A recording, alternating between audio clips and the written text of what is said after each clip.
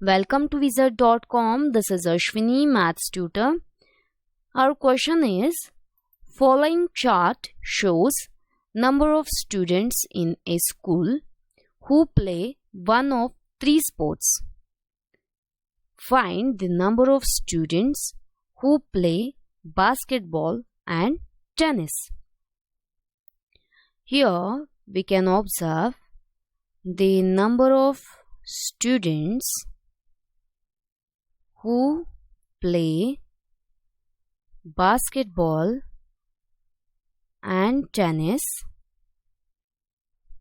is the intersection of basketball and tennis is 20 plus this 14, that is there are 34 students who play basketball and tennis.